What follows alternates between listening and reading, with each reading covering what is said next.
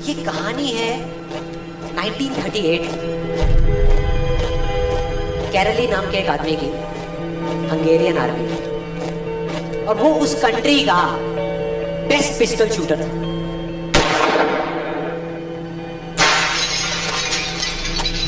जितनी भी national championships हुई थी उस कंट्री में, उसको वो जीत चुका था। और सबको ऑलमोस्ट कंफर्म था कि 1940s में जो ओलंपिक्स होने वाले हैं उसमें गोल्ड मेडल केरली को ही मिलेगा। और उसने सालों से ट्रेनिंग करी थी। उसका एक ही सपना था, एक ही फोकस था कि मुझे अपने इस हाथ को दुनिया का बेस्ट शूटिंग हैंड बनाना है, बेस्ट बनाना है, बेस्ट बनाना है। और वो कामयाब हो गया, उसने बना लिया बेस्ट शूटिंग हैंड। सिर्फ 2 साल का फर्क। 1938 में एक आर्मी का ट्रेनिंग कैंप चल रहा था। क्योंकि वो आर्मी में था तो एक एक्सीडेंट हो गया। उसके उसी हाथ में जिससे उसने गोल्ड मेडल जीता, उसने एक हैंड ग्रेनेड फटा और वो हाथ चला गया। जो उसका सपना था, जो फोकस था, सब खत्म।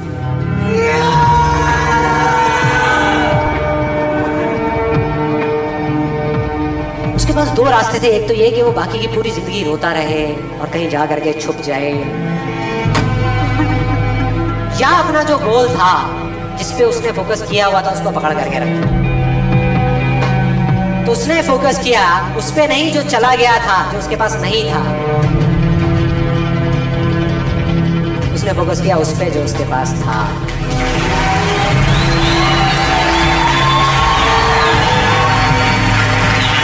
जो उसके पास था। और क्या था उसके पास में? एक लेफ्ट हैंड,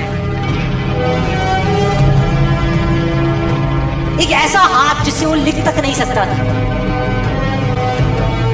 1 महीने तक उसका हॉस्पिटल में इलाज चला इस हाथ के लिए। और सही 1 महीने बाद अपनी ट्रेनिंग शुरू करती है इस हाथ की।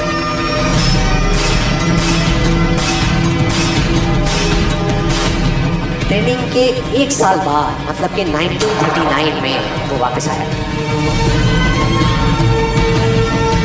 नेशनल चैंपियनशिप्स हो रही थी वहीं पे हंगरी में, और बाकी भी बहुत सारे पिस्टल शूटर्स थे वहाँ पे। उन्होंने जा करके उसको कंग्रेचुलेट किया। कहा कि यार देखो, ये होता है जज्बा, ये होती है स्पोर्ट्समैन स्पिरिट, कि इतना सब कुछ होने के बाद भी तुम यहाँ पर आए हो हमको देखने के लिए और हमारा हौसला बढ़ाने के लिए। किसी को नहीं पता था कि वो 1 साल से अपनी ट्रेनिंग कर रहा था लेफ्ट हैंड की। और उसने जवाब दिया, मैं यहाँ पर तुम्हारा हौसला बढ़ाने नहीं आया, तुम्हारे साथ कॉम्पीट करने आया हूँ, तुमसे लड़ने आया हूँ, तैयार हो जाओ।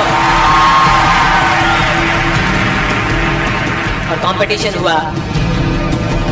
बाकी सब वहां पर जितने भी लोग थे वो कॉम्पीट कर रहे थे अपने बेस्ट हैंड से। ये कॉम्पीट कर रहा था अपने ओनली हैंड से। ओनली हैंड से। कौन जीता? The man with the only hand, केरली जीत गया। लेकिन वो यहां नहीं रुका। उसका गोल क्लियर था कि मुझे इस हाथ को इस कंट्री का नहीं, इस पूरी दुनिया का बेस्ट शूटिंग हैंड बनाना है। उसने अपना सारा फोकस उठा करके डाला 1940 पे, जब ओलंपिक्स होने वाले थे। लेकिन 1940s के ओलंपिक्स कैंसिल हो गए वर्ल्ड वॉर की वजह से।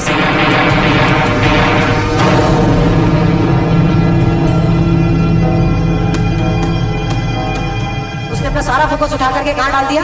1944 में जो ओलंपिक्स होने वाले थे उसके ऊपर।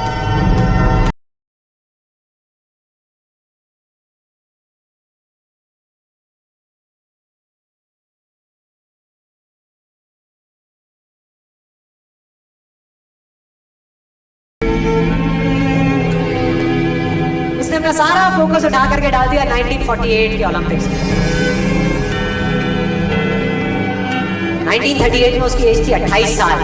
1948 में उसकी एज हो चुकी थी 38 इयर्स। और जो यंगर जो प्लेयर्स आते हैं निकल करके, उनसे कॉम्पीट करना मुश्किल होता चला जाता है।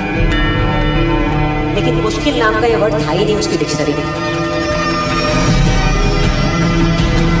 वो गया,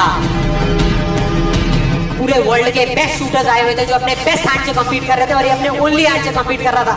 और कौन जीता? The man with the only hand.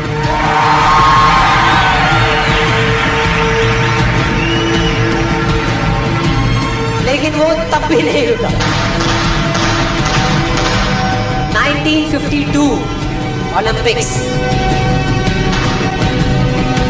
दोबारा कॉम्पीट किया उसने, और इस बार गोल्ड मेडल कौन जीता? कैरली।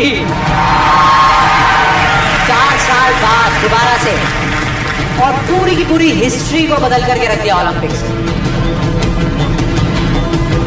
इस पर्टिकुलर कंपटीशन में उससे पहले किसी भी एथलीट ने लगातार 2 गोल्ड मेडल्स नहीं जीते।